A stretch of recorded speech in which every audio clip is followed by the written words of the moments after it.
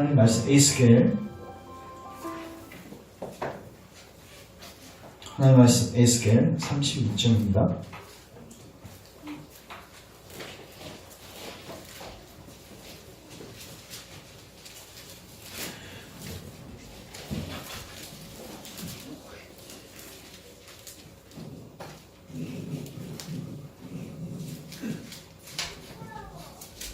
에스겔 36장 24절부터 일단 28절까지 교독하겠습니다. 24절부터 28절까지 내가 너희를 여러 나라 가운데에서 인도하여 내고 여러 민족 가운데에서 모아 데리고 고국 땅에 들어가서 맑은 물을 너희에게 뿌려서 너희로 정결하게 하되 곧 너희 모든 더러운 곳에서와 모든 우상 숭배에서 너희를 정결하게 할 것이며 또 새 영을 너희 속에 두고 새 마음을 너희에게 주되 너희 육신에서 굳은 마음을 제거하고 부드러운 마음을 줄 것이며 또 내 영을 너희 속에 두어 내 율례를 행하게 하리니 너희가 내 규례를 지켜 행할지라 내가 너희 조상들에게 준 땅에서 너희가 거주하면서 내 백성이 되고 나는 너희 하나님이 되리라. 자, 37절 같이 읽겠습니다. 시작. 주 여호와께서 이같이 말씀하셨느니라. 그래도 이스라엘 족속이 이같이 자기들에게 이루어 주기를 내게 구하여야 할지라. 내가 그들의 수요를 양떼같이 많아지게 하되. 아멘. 기도하겠습니다. 하나님, 오늘도 우리에게 하나님 말씀 들을 수 있는 귀한 시간 주셔서 감사합니다. 주님, 이 시간이 헛된 시간 되지 않도록 주님의 은혜를 베풀어 주옵소서. 주의 성령 하나님을 우리에게 부어주셔서 약속하신 주의 성령 하나님을 우리에게 부어주셔서 닫혀있는 마음의 문을 여시고 하나님 말씀 경청할 수 있도록 우리 안에 가난한 심령, 애통하는 심령, 주님을 찾고 구하는 심령을 허락하시고 그 사모하는 심령으로 들을 때 이 말씀이 우리 마음밭에 심겨져서 귀한 열매 맺을 수 있도록 성령님께서 한 명 한 명 심령 안에 일하여 주시옵소서. 저항할 수 없는 하나님의 은혜로 우리를 취하시고 우리를 영원한 길로 인도하옵소서. 예수님의 이름으로 기도합니다. 아멘. 오늘은 에스겔 36장 24절부터 28절 그리고 37절 말씀을 가지고 따라하겠습니다. 새 마음의 필요성. 새 마음의 필요성이라는 제목을 가지고 하나님 말씀을 살피도록 하겠습니다. 우리가 그 도르트 신조를 살피고 있는데요. 이 도르트 신조는 크게 5등분을 할 수 있고요. 우리가 지난 시간까지 해서 첫 번째, 두 번째 파트를 끝냈습니다. 첫 번째, 두 번째 파트를 제가 핵심만 좀 말씀드리면 하나님의 선택과 유기를 우리가 처음에 살폈고요. 그 다음에 두 번째는 그리스도의 속죄 사역에 대해서 살폈습니다. 이 두 개를 연결시켜보면 이렇습니다. 하나님께서는 선택한 자들을 반드시 그리스도께로 초청하십니다. 따라서 하나님께서는 선택한 자들을 그리스도께로 초청하십니다. 하나님께서는 선택하신 자들을 반드시 너는 속죄가 필요해, 너는 그리스도가 필요해 깨닫게 하시고 속죄의 원천 대신 그리스도께 나오도록 하십니다. 예수님 우리에게 수고하고 무거운 짐진 자들아 다 내게로 오라, 내가 너희를 쉬게 하리라. 주님의 초청을 듣게 하신단 말이에요. 그래서 그 초청에 응답까지 하게 하셔서, 그게 응답이 뭐냐면 회개와 믿음입니다. 그래서 그 영혼을 구원시키십니다. 오늘 우리는 이제 이 세 번째 파트, 예수님께 응답하는 것, 이걸 우리가 뭐라고 한다고요? 따라하세요. 회개와 믿음. 여러분, 예수님을 믿어야지 구원받죠? 누구를 믿어야 돼요? 예수님을 믿어야 돼요. 근데 예수님을 바르게 믿어야 돼요. 그러니까 우리가 예수님도 바르게 알아야 되지만 예수님을 믿는 게 무엇인지도 바르게 알아야 됩니다. 믿음이 무엇인가? 구원받는 믿음이 무엇인가? 우리에게 생명을 주는 회개가 무엇인가? 이것이 이제 우리가 세 번째, 네 번째, 이게 묶여져 있거든요.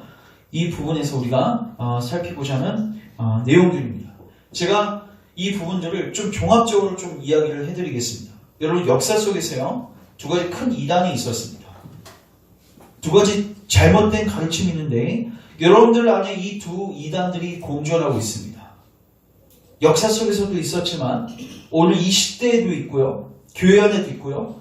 심지어 여러분들 안에도 그 이단들이 있어요. 그 이단을 우리가 때려 잡아야 돼요. 그거를 정죄해야 돼요. 그리고 바른 교리로 바른 말씀으로 나아가야 됩니다. 자, 첫 번째 이단은 따라하겠습니다. 도덕률, 폐기주의. 도덕률, 폐기주의란 뭐냐면요. 하나님의 선택적 은혜가 있기 때문에 우리가 할 게 있다 없다? 없다. 기다려라. 때가 되면 믿게 해주실 거다. 때가 되면 회개하고 믿을 것이다. 쉬어. 가만히 있어. 못하도록 노력해. 이렇게 접근하는 사람들. 하나님 은혜를 구원해 주시는데 율법이 뭐가 필요 있어? 자, 보십시오. 그러면 그 사람들이 진짜로 가만히 있는 이유가 하나님이 해주실 것이기 때문에 가만히 있는 것입니까? 하나님 언젠가 해주실 것이니까 난 가만히 있을게요. 가만히 있는 이유가 하나님 해주실 거 정말 믿어서 가만히 있는 것입니까? 아니에요. 가만히 있고 싶어서 가만히 있는 것입니다. 죄 더 짓고 싶어서 가만히 있는 것입니다. 예수님께 가기 싫어서 가만히 있는 거예요. 자기를 속이지 마십시오. 제가 이 설교를 두 번째 때 나눴습니다. 감히 내가 예수님께 어떻게 갈 수 있겠습니까? 이 말도 변명의 확률이 있다는 거죠. 감히 갈 수 없다고요? 신자는 그 고백이 분명히 있습니다. 내가 어떻게 감히 주님께 갈 수 있습니까? 그러나 신자는 감히 갈 수 없지만 저는 주님을 의지합니다. 감히 갈 수 없지만 저는 주님 없으면 살 수 없습니다. 나를 불쌍히 여기소서. 이 고백까지 나오게 되어 있어요. 근데 감히 갈 수 없으니까 좀 제가 고쳐서 가겠습니다. 주님이 불러주실 때 가겠습니다. 이렇게 나온다고요? 여러분, 자기를 속이지 마십시오. 자기를 기만하지 마십시오. 당신은 지금 그 죄된 자리를 나오기 싫어서 그 고백을 하고 있는 것입니다. 분명하게 하나님은 우리를 그리스도께로 나오라고 초청하십니다. 그리고 그 악한 길에서 떠나라고 분명하게 명령하셨습니다. 역사 속에서 이러한 도덕률 폐기론자들이 있었습니다. 제가 이렇게 설명을 드리겠습니다. 하나님께서 여러분들에게 은혜를 베푸셔야지 구원받을 수 있죠. 먼저 선택을 해주시고 하나님께서 우리를 뭐 해주셔야 돼요? 불러주셔야 되죠. 자, 잘 들으십시오. 그 은혜는요, 여러분들로 하여금 찾고 구하게 만드는 은혜입니다. 여러분들을 가만히 놔두게 하는 은혜가 아니라고요. 은혜가 임하니까 내가 가만히 있어야지. 예, 맞습니다. 가만히 있는데 여러분들이 하는 행위가 없습니다. 근데 하나님께서는 여러분들로 찾고 구하게 하십니다. 찾고 구하는 건 공로가 될 수 없어요. 기억하십시오. 그러나 반드시 필요한 요소입니다. 근데 그것마저도 누가 주신다? 하나님이 주신다. 그러니까 우리는 은혜를 어떻게 생각해요? 하나님이 나에게 주시는 은혜니까 나는 수동적으로 가만히 있으면 된다고 생각해요. 여러분들 안에 그 함정에 빠진 분들이 계실 것입니다. 빨리 나오십시오. 그 자리에 오래 있으면 오래 있을수록 여러분들의 영은 죽습니다. 피폐합니다. 여러분들의 마음은 딱딱해질 것입니다. 사도 바울이 고백하죠. 나된 것은 하나님의 은혜다. 근데 그가 이렇게 고백합니다. 근데 내가 다른 사도들보다 더 많이 뭐 했다? 수고하였다. 그러면서 내가 더 많이 수고하였는데 이것 또한 누구의 은혜다? 하나님의 은혜다. 이게 구원의 순서예요. 하나님은 당신의 은혜로 우리를 구원하십니다. 당신의 선택적 은혜로 우리를 부르십니다. 근데 반드시 부르셔서 뭐하게 하시냐면 회개하게 하시고 믿게 하시고 죄와 싸우게 하시고 주님을 찾고 구하게 하시고 더 수고하게 하시고 행동하게 하신다는 거예요. 그래서 결국 이렇게 해고 봤더니 누구의 은혜다? 하나님의 은혜다. 도덕률 폐기론자들은 어떻게 얘기합니까? 하나님의 은혜니까 가만히 있어도 되지. 여러분 안에 이런 함정에 빠진 분들이 계십니까? 함정에서 나오십시오. 여러분들이 구해야 할 은혜는요, 주님, 내가 주님을 찾고 구할 수 있도록, 내가 주님을 바르게 회개하고 믿을 수 있도록 내가 이 죄와 싸워서 승리할 수 있도록 그 은혜를 구하셔야죠. 이 함정에서 나오십시오. 그리고 역사 속에서 두 번째 오류는요, 반대입니다. 완전 반대입니다. 찾고 구해야지 구원을 받는다. 네가 회개하고 믿어야지 구원을 받는다. 그런데 우리는 어떻게 고백합니까? 이 모든 것이 누구의 은혜입니까? 하나님의 은혜예요. 하나님 주시지 않으면 우리가 받을 수가 없어요. 근데 역사 속에서 이거를 인간 안에서 이거를 뽑아낼 수 있다고 밝힙니다. 당신이 결단하십시오. 당신이 믿으십시오. 당신이 회개하십시오. 당신이 죄와 싸우십시오. 물론 그 요소가 있습니다. 성경에 보면 그 요소가 있습니다. 그러나 사도 바울은 고백하죠. 내가 더 많이 수고하였으나 이 모든 것이 누구의 은혜다? 하나님의 은혜다. 자, 우리 유다서 한번 가보십시오. 유다서는 성경 맨 마지막 요한계시록 바로 앞에 있습니다.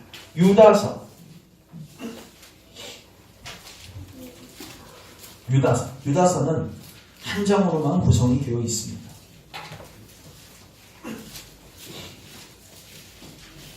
자, 1장을 피시고 저를 잠깐만 주목하십시오. 따라하겠습니다. 하나님의 은혜, 수고, 다시 하나님의 은혜. 아까 지금 사도 바울 고백 그랬죠? 나의 나는 것은 누구의 은혜다? 하나님의 은혜다. 근데 그 은혜가 나를 뭐하게 만들어요? 수고하게 만들어요. 회개하게 만들어요. 믿게 만들어요. 찾고 구하게 만들어요. 맞죠? 그리고 결국 누굴 고백해요? 하나님의 은혜를 고백해요. 은혜로 시작해서 은혜로 끝나지만 그 가운데 반드시 뭐가 있습니까? 내가 하는 게 있어요. 자, 유다서를 잠깐 보십시오. 1절, 2절 같이 한번 읽겠습니다. 시작. 예수 그리스도의 종이요 야고보의 형제인 유다는 부르심을 받은 자 곧 하나님 아버지 안에서 사랑을 얻고 예수 그리스도를 위하여 지키심을 받은 자들에게 편지하노라. 긍휼과 평강이 너에게 더욱 많을지어다. 아멘. 지금 보면요, 이 형제들은 뭐라고 표현하고 있습니까? 하나님 안에서 뭐를 얻고? 사랑을 얻고, 그리고 지키심을 받은 자들, 하나님의 선행하는 은혜를, 하나님의 무한한 은혜를 먼저 이야기합니다. 근데요, 3절 보십시오. 3절 중간에 제가 이렇게 중간 부분부터 성도에게 단번에 주신 믿음의 도를 위하여 따라하겠습니다. 힘써 싸우라. 힘써 싸우라는 편지로 너희를 권하여야 할 필요를 뭐 했대요? 느꼈대요. 왜 느꼈을까요? 그렇게 4절 보면요, 교회에는 이단이 들어왔습니다. 어떤 이단일까요? 도덕률 폐기론자들입니다. 4절 같이 읽겠습니다. 시작. 이는 가만히 들어온 사람 몇이 있습니다. 그들은 예적부터 이 판결을 받기로 미리 기록된 자니 경건하지 아니하여 우리 하나님의 은혜를 도리어 방탕한 것으로 바꾸고 홀로 하나이신 주제 곧 우리 주 예수 그리스도를 부인하는 자니라. 아멘. 자, 저를 보십시오. 교회는 어떤 이단이 들어왔냐면 은혜를 뭘로 바꿨냐면 방탕으로 바꿨어요. 은혜를 뭘로 바꿨어요? 방종으로 바꿨어요. 도덕률 폐기론자. 하나님의 은혜가 있으니 막 살아도 되겠네. 하나님의 은혜가 있으니 어떻게든 구원받겠네. 이런 도덕률 폐기론자가 들어왔습니다. 그래서 사도 바울이 아니라 이제 이 유다는 뭐를 느꼈냐면 힘써 싸우라고 권해야 할 필요를 느꼈다는 거예요. 너 수고해야 돼. 너 죄와 싸워야 돼. 여러분, 성경에 보면요, 우리에게 경고성 구절들이 많습니다.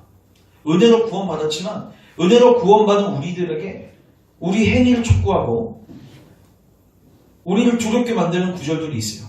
두렵고 떨림으로 너희 구원을 모이라 이루마. 자, 이게 성경의 원리입니다. 하나님은 우리로 하여금 수고하게 하시고 죄와 싸우게 만드시고 힘써 싸우게 만드십니다. 그러면은 우리는 싸우다 보면 어떤 현상이 생기게 되냐면 우리가 할 수 없음을 또 깨닫습니다. 우리의 연약함을 또 보게 됩니다. 넘어지는 우리의 연약함을 또 보게 됩니다. 그래서 주님을 더 찾고 구하고 그리스도를 지속적으로 뭐하게 만듭니까? 불돌게 만드는 거죠. 도덕 폐기론자들 그리스도를 끝까지 붙들 수 없습니다. 왜요? 필요성이 없기 때문에. 여러분 잘 생각해 보십시오. 여러분들 안에 그리스도가 필요하십니까? 그리스도가 필요하세요? 이것부터 모르셔야 돼요. 제가 말씀드렸죠? 우리가 속죄의 필요를 모르면 속죄의 원천 대신 그리스도께 갈 수가 없습니다. 그런데 이 도덕률 폐기론자들 이 사상 속에서는 즉 은혜로 구원받았으니까 이제 막 살아도 된다. 이 구조 속에서는요. 여러분 그리스도가 필요해 안 필요해요? 왜 필요해요? 한번 믿으면 끝난 건데. 그러니까 어떻게 돼요? 그리스도가 헌신적 취급되는 거예요. 그리고 그 사람의 믿음은 진정한 믿음이라고 볼 수도 없습니다. 처음부터 하나님은 우리를 믿음으로 초청하실 때 반드시 이 죄에 대하여 싸우라고 초청하십니다. 악한 길을 떠나라고 초청하신다고. 우리의 힘으로 안 되니까 누구를 의지하는 거예요? 그리스도를 의지하는 거예요. 우리가 처음에 이 죄된 자리로부터 나올 때도 그리스도의 은혜로 나올 수 있지만 이 죄와 싸우는 삶도 그리스도를 통해서만 가능하기 때문에 반드시 우리가 그리스도를 믿는다 할 때는 반드시 이 죄된 자리를 나오는 이 거룩한 분투와 싸움과 연관이 되어 있단 말이에요. 여러분들 안에 현실을 안주하고 그리고 하나님의 은혜를 방탕으로 바꾸는 자들이 있습니까? 이러한 자들에게서 나오십시오. 그런 자리에서 이제 나오십시오.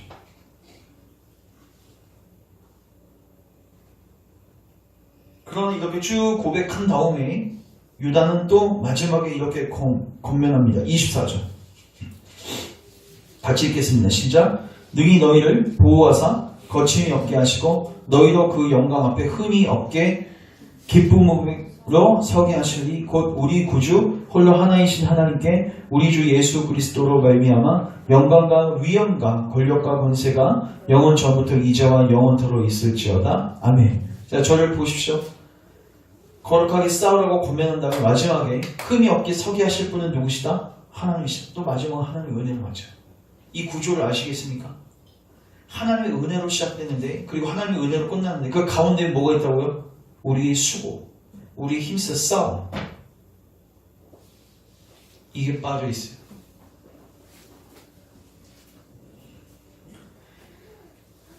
구원에는 황금 사슬이 있습니다. 구원에는 연결고리가 있어요. 하나님은 선택한 자를 반드시 부르십니다. 회개하라, 악한 길에서 떠나라, 그리스도께로 나아가라, 분명히 부르십니다. 그리고 신자들은 진정한 신자들은 반드시 응답하게 되어 있습니다. 성령님께서 그 은혜를 주신다고. 아, 나는 할 수 없는데요. 아니, 할 수 없는데요가 아니라 하고 싶지 않은 거겠죠. 진짜로 하고 싶으십니까? 진짜로 그 자리를 떠나서 그리스도께로 가서 영생을 소유하고 싶으십니까? 그러면 난 할 수 없지만 주님 도와주세요. 여기까지 가셔야 되는 거잖아요. 정직해지자는 거예요. 그리고 그렇게 진지하고 정직하게 고백할 때 주님은 도우십니다. 그 자리를 나오게 도우신단 말이에요.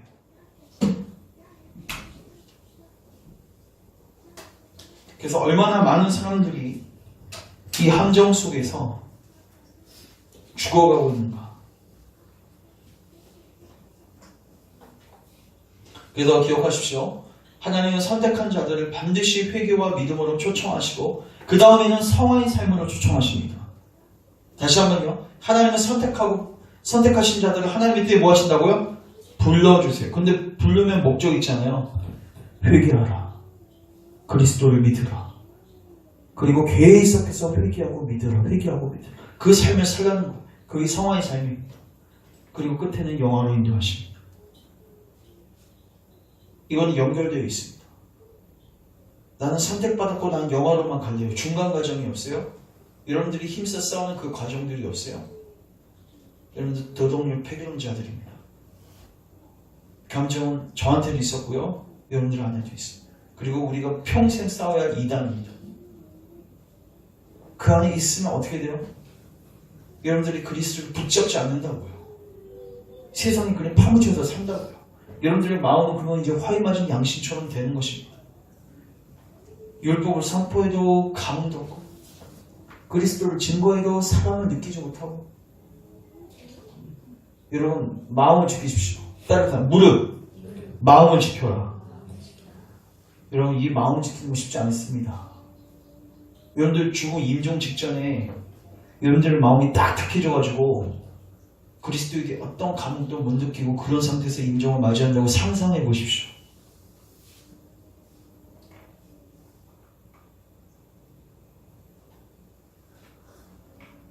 여러분들의 마음이 부드러워질 수 있도록 하나님 말씀의 씨앗이 심겨질 수 있도록 반응할 수 있도록 여러분들의 마음을 지키십시오. 그러기 위해선 죄를 인식해야 됩니다. 그래서 히브리서 3장은 우리 한번 이것도 찾겠습니다. 히브리서 3장.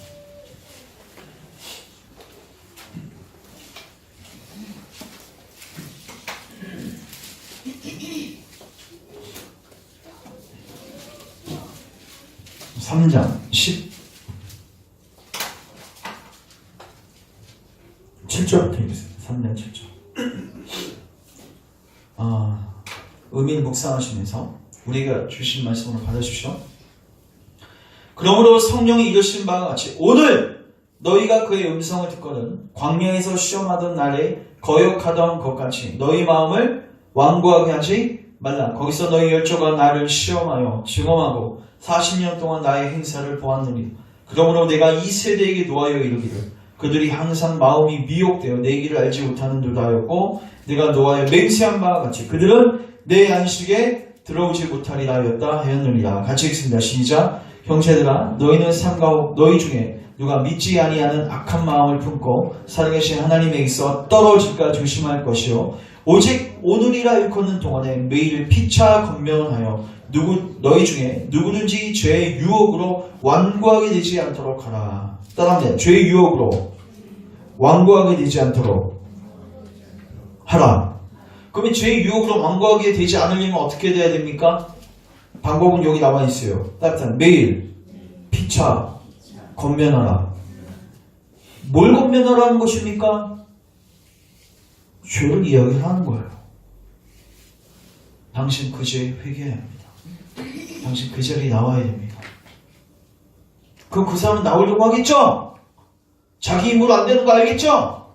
누구이가 하겠습니까? 그리스도를 붙들겠죠.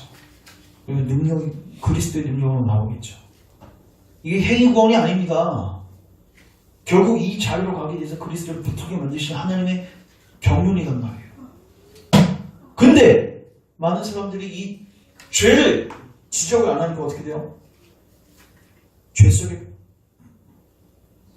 퍼즐리게 살면서도 죄인인 것도 인식 못하고 그리스도의 필요성도 인식 못하고 그렇게 멸망의 길로 가고 있습니다. 오늘 우리가 이 세 번째, 네 번째 교리의 처음 부분은요, 바로 이 부분을 다룹니다. 당신이 얼마나 위험한 상태에 있고, 당신에게 얼마나 큰 은혜가 필요한지, 당신이 얼마나 전적으로 부패 있고 전적으로 무능해서 성령님께서 여러분들에게 새 마음을 부어주시지 않으면 이 함정에서 빠져나올 수 없는 죄를 보여주는 거예요. 우리 도르트 신조 이 책자 피시고 그 PPT 띄워주시고 우리 세 번째, 네 번째 잠깐만 가보겠습니다.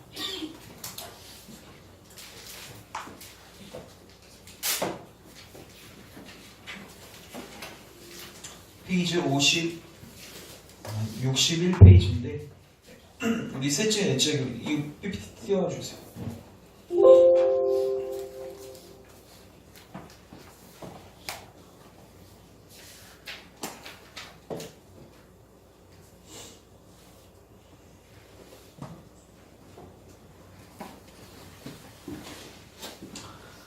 둘째 교회 아닙니다. 예, 같이 한번 읽겠습니다. 시작. 사람의 부패, 하나님께로의 회심과 그 회심이 일어나는 과정. 잘 들으십시오. 이 과정이 없으면 그리스도인이 아닙니다. 다시 한번 말씀드립니다. 중간 과정이 생략되면 그리스도인이 아닙니다. 교회에 나와도 그리스도인이 아닙니다. 고린도후서 13장 5절은 너희들의 믿음을 확증하라고 했습니다. 너희들이 정말로 믿음을 갖고 있는가? 그게 구원받을 수 있는 믿음인가? 그거 확인하라는 거예요. 성경은 이 부분에 대해서 애매모호하게 얘기하지 않습니다. 아주 분명하게 이 과정들을 디테일하게 설명하고 있습니다. 공통 분모가 다 있어요. 그리스도인들 안에. 이 내용들이 만약에 여러분들 안에 없으면 여러분들은 구하셔야 됩니다. 내 안에 이 은혜를 달라고. 근데 이 과정을 우리가 이해할 때 가장 먼저 첫 번째로 이해할 부분은 사람의 부패입니다. 오늘 이 부분들을 살필 겁니다. 자, 넘겨주시면 잘 보이시는지 모르겠네요. 자, 타락이 사람의 본성에 끼친 영향 같이 읽습니다. 시작. 사람은 본래 하나님의 형상을 따라 지음받았다. 하나님께서는 사람의 지성은 사람을 창조하신 하나님과 영적인 일들에 대한 참되고 유익한 지식으로 채워주시고 사람의 의지와 마음은 의롭게 정서는 순결하게 지으셨다. 참으로 사람의 모든 면이 거룩했다. 이게 처음의 인간 상태입니다. 자, 그 다음 넘겨주시면 그러나 사람은 마귀가 유혹하자 자유의지로 하나님을 거슬러 반역함으로써 하나님께서 주신 이 탁월한 은사들을 스스로 상실했다. 따라하겠습니다. 상실했다. 뭐를 상실했어요? 하나님께서 우리에게 주신 모든 것들을 상실했어요. 그래서 지성도 의지도 정서도 어떻게 됐어요? 다 부패해졌어요. 자, 넘겨주세요. 2항. 그 다음에 이 부패가 어떻게 됩니까? 확산됩니다. 빨간 글씨만 같이 읽습니다. 시작. 타락후 사람은 자기 자신과 똑같은 본성의 자녀들을 낳았다. 그래서 이 모든 것이 우리에게 지금 물려져 오고 있는 것입니다. 자, 그 다음 넘겨주세요. 하나 더. 전적 무능. 시작. 따라서 모든 사람이 죄중에서 잉태되며 진노의 자녀로 태어난다. 구원받을 만한 어떠한 선도 행할 수 없고 항상 악을 행하며 자기 죄 가운데 죽었고 죄의 노예다. 사람은 성령님의 중생하게 하시는 은혜가 없이는 하나님께로 돌아오거나 타락한 본성을 고치거나 하나님께서 자신들을 새롭게 하시도록 내어드리려고도 하지 않는다. 그리고 할 수도 없다. 아멘. 자, 저를 주목하십시오. 오늘 제가 여러분들로 하여금 기도할 수밖에 없게 만드는 교리들을 나눌 것입니다. 여러분들이 하나님을 의지하고 그리스도를 의지하고 성령님을 의지하지 않으면 끝장이라는 사실을 알 만큼 여러분들이 얼마나 심각한 상태에 있는지를 제가 말씀을 드리겠습니다. 여러분, 로마서 5장에 보시면 찾지 마십시오. 하나님께서는 인류를 어떻게 다루신가? 하나님은 인류를 한 명 한 명 각각 개인에게 시험지를 주고 그것을 채점해서 그 사람을 평가하지 않습니다. 하나님은 인류를 대할 때 대표자를 세우셔서 그 대표자로 하여금 시험을 치게 하시고 그 시험 점수를 가지고 모든 인류를 동일하게 대하십니다. 그리고 우리의 첫 번째 대표자는 누구였냐면 아담이었습니다. 이거 그냥 옛날 이야기 아닙니다. 여러분들에게 지금 현재 영향을 미치고 있는 이야기입니다.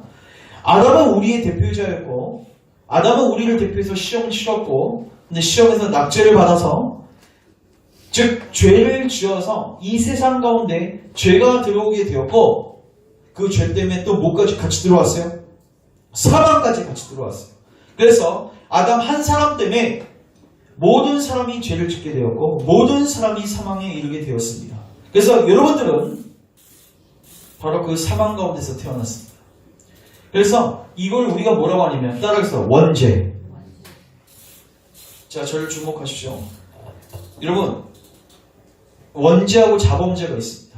원죄는 뭐냐면요, 여러분들이 태어나기 전부터 여러분들이 물려받고 갖고 태어난 죄예요. 근데 이 원죄는요 크게 두 가지로 구성이 되어 있는데 하나는 마음의 부패입니다. 이 말은 뭐냐면요, 여러분들은 태어날 때부터 죄를 짓기 최적화된 마음으로 태어납니다. 누가 가르쳐주지 않아도 남을 속이고 남을 살인하고 간음하고 시기하고 질투하고 거짓 증거하는데 빠릅니다. 누가 가르쳐주지 않아요. 그러니까 죄를 짓기에 최적화된 모든 것을 갖고 태어납니다. 그리고 그거는 여러분들이 죽을 때까지 전혀 변함없이 계속 유지되고 아니 더 강화되다가 그렇게 죽게 됩니다. 이걸 우리가 부패한 마음이라고 합니다. 그래서 그 마음을 갖고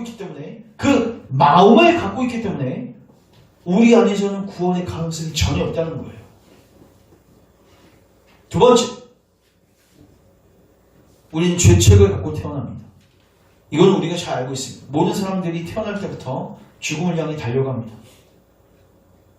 누가 가르쳐주지 않아도 우리 주변의 가족들의 주변의 여러 가지 일들을 통해서 우리는 압니다. 나는 언젠가는 반드시 뭐한다? 죽는다. 근데 성경에 분명히 나와 있기를 사람에게 한 번 죽는 것은 정해진 것이요 그 후에는 심판이 있다. 그리고 이거 단순한 명제를 믿으십니까? 따라서 사람에게 죽는 것은 정해진 것이요. 그 후에는 반드시 심판이 있습니다. 왜 심판이 있을까요? 육체적으로 죽는 것은 뭐의 그냥 결과일 뿐이에요. 내가 하나님과 관계가 단절된 영적 결과의 현상일 뿐이에요. 진짜 죽음은 뭐예요? 내가 하나님과 관계가 단절된 자. 여러분 놀랍죠? 어린아이들이 순수하다고요? 여러분 목회자가 설교할 때 제일 힘든 대상 중에 하나가 청소년입니다. 어린아이들입니다. 그래도 어른들은 생사 고락을 겪으면서 간절한 마음이나 이런 것들이 있습니다. 어린아이들은 그런 거 찾기가 힘듭니다. 순수하다고요? 왜? 어느 부분 순수하죠. 그러나 어린아이들은요, 이런 가난한 마음, 배고픈 마음 더 찾기 힘듭니다. 마음이 차갑습니다. 복음이 들어가지 않습니다. 인간은 다 그렇게 태어났습니다.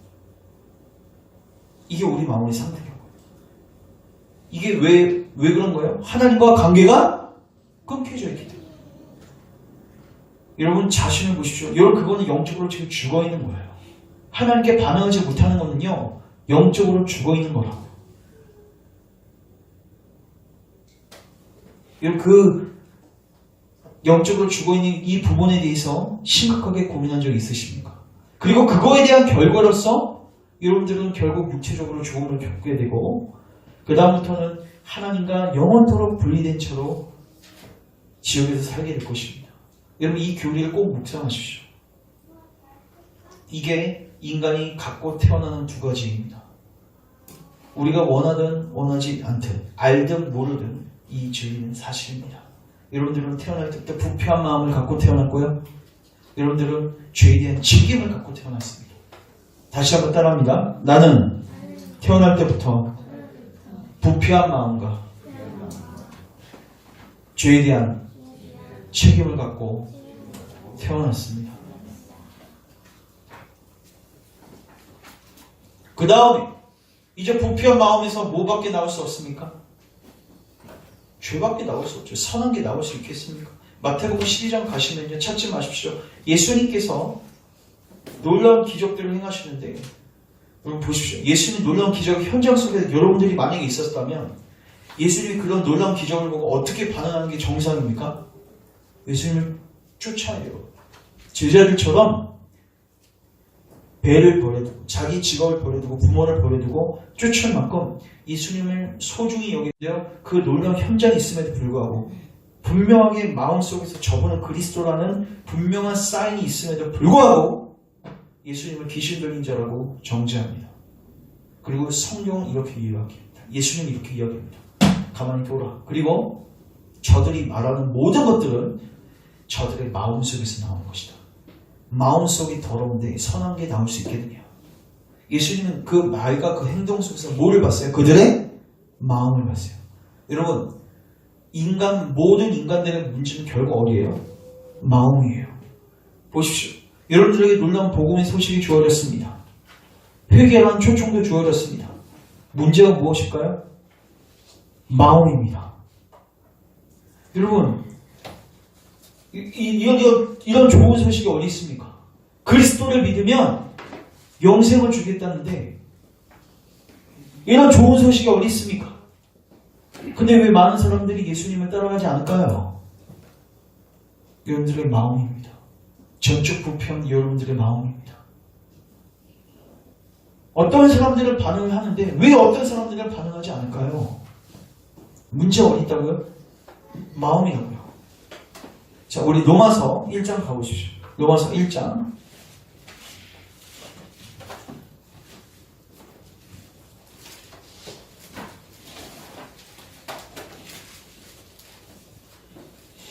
(20절) 창세로부터 그의 보이지 아니하는 것들 곧 그의 영원하신 능력과 신성이 그가 만드신 만물에 분명히 보여 알려졌나니 그러므로 그들이 핑계하지 못할지니라. 있습니다. 시작. 하나님을 알되 하나님을 영원롭게도 아니하며 감사하지도 아니하고 오히려 그 생각이 허망하여지며 미련한 마음이 어두워졌나니 스스로 지혜 있다나 어리석게 되어 썩어지니 아니하는 하나님의 영광을 썩어질 사람과 새와 짐승과 기어다니는 동물 모형의 우상으로 바꾸어 느리다. 하나님을 알아요 몰라요? 여기 보면 21절 보면 알죠? 근데 하나님께 영광도 돌리지 않고 하나님께 감사하지도 않고 그 결과가 뭡니까? 18절 하나님의 진노입니다. 잘 들으십시오. 잘 주목하십시오. 여러분 문제가 뭔지 아십니까? 여러분들이 있게 있어서 지금 문제가 뭐예요? 내가 좀 큐티를 열심히 해야 되는데 내가 좀 기도를 열심히 해야 되는데 이 정도 수준의 문제입니까? 그럼 여러분들이 할 수 있겠죠. 여러분들 가족들의 문제가 무엇입니까? 여러분들이 조금 더 권면해주면 그 가족이 바뀔 것 같습니까? 문제가 무엇입니까? 마음입니다. 말씀이 선포됐는데 반응 안 하는 여러분들의 마음이에요. 차가운 여러분들의 마음이에요. 냉랭한 여러분들의 마음이에요. 가난하지 않는 여러분들의 마음이라고요. 그 마음으로 사시다가 하나님을 영원하게도 하지 않고 하나님께 감사하지도 않고 회개와 믿음으로 반응하지 않고 어디로 가는 거예요? 하나님의 진노의 자리로 가는 거예요. 이게 여러분들이 아담 안에서 물려받은 것입니다. 이제 저는 여러분들에게 해결책을 제시합니다. 따라서 구주께로 나아가십시오. 잘 들으십시오. 제가 이거는 그냥 구조를 제가 뽑아서 읽겠습니다. 여러분들 우리가 하나님께 구원받기 위해서 반드시 두 개가 필요합니다. 물론 동전의 양면과 같이 연결되어 있습니다. 하나가 회개이고 하나가 믿음입니다. 근데 회개와 믿음은 결국 어디 안에서 일어나냐면 마음 안에서 일어나요. 근데 중요한 거는 내 마음을 내가 만질 수만 있다면 내가 바꿀 수만 있다면 회개와 믿음은 내가 산출할 수 있는 거죠. 맞죠? 근데 이 마음에서 일어나는 건데 이 마음을 내가 어떻게 할 수 없기 때문에 이 회개와 믿음은 하나님의 선물로 주어질 수밖에 없습니다. 들으십시오. 너희는 그 은혜에 인하여 믿음으로 말미암아 구원을 받았나니 이것은 너희에게서 난 것이 아니요 따라하겠습니다. 하나님의 선물이라. 그 다음에 이건 지금 에베소서 2장 8절이었고 사도행전 11장 18절 들으십시오. 그들이 이 말을 듣고 잠잠하여 하나님께 영광을 돌려 이르되 그러면 하나님께서 이방인에게도 따라하겠습니다. 생명 없는 회개를 주셨도다. 회개를 주셨도다. 믿음을 선물로 주셨도다. 여러분 믿음과 회개는 여러분들이 지식적으로 동의하고 결단해서 얻는 문제 아닙니다. 성령께서 주셔야 됩니다.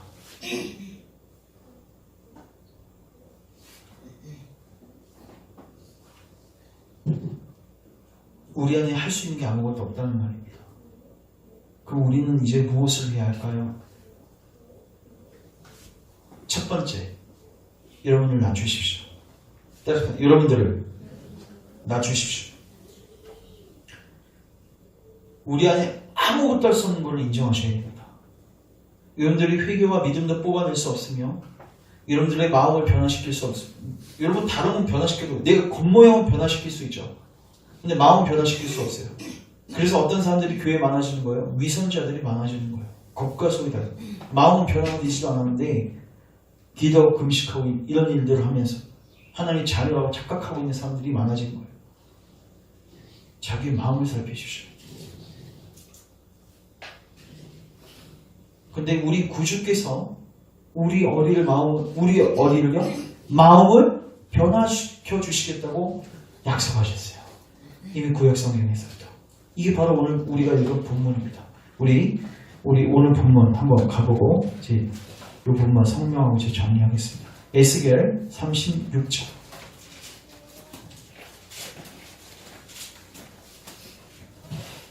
하나님의 약속으로 받으십시오.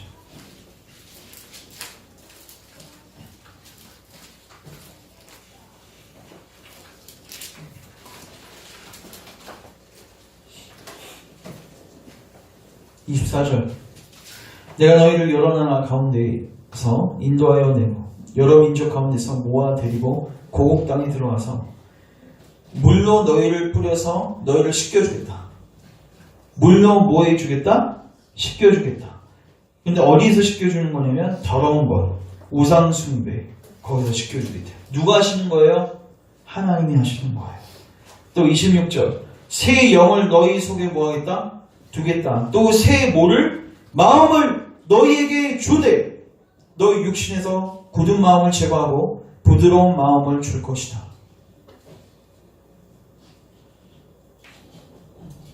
그러나 여러분들이 해야 할 것 딱 한 가지 있습니다. 37절, 주 여호와께서 이같이 말씀하셨느니라. 같이 읽습니다. 시작. 그래도 이스라엘 족속이 이같이 자기들에게 이루어 주기를 내게 구하여야 할지라. 따라서 내게 구하여야 할지라. 환장하는 게 약속은 다 하셨는데 구하지 않아요. 왜일까요? 문제도 모르고 필요성도 모르고.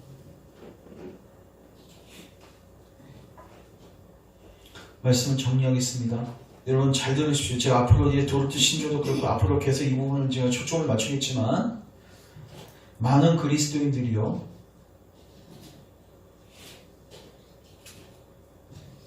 속고 자기 구원을 착각해서 지옥에 갈 그리스도인들이 많습니다. 물론 거기서 말하는 그리스도인은 명목상 그리스도인들이죠. 마음의 변화도 없고 그리스도를 참된 믿음으로 믿은 적도 없고 회개도 한 적도 없는데 교회에 왔다는 의미로, 교회에 왔었기 때문에, 또 설교를 몇 번 들었기 때문에 자기가 구원받을 거라고 착각하는 그리스도인들이 너무나도 많습니다. 그래서 앞으로 저는 나팔을 불 것입니다. 경고를 할 것입니다. 사인을 보낼 것입니다. 여러분들을 위해서. 여러분들이 속지 않았으면 좋겠습니다. 여러분들이 정직하게 여러분들을 살피셨으면 좋겠고, 여러분들의 마음의 문제를 살피셨으면 좋겠고, 가족들의 문제를 살피셨으면 좋겠고, 자녀들의 문제를 살피셨으면 좋겠고, 이제는 구원의 자리를 갔으면 좋겠습니다. 주님이 약속하셨어요. 마음을 변화시켜주겠다. 회개와 믿음의 은혜를 주겠다. 구주께로 나아가십시오. 그분 안에 다 있습니다. 사랑하는 형제자매 여러분, 저희 열방교회 왜 모였을까요?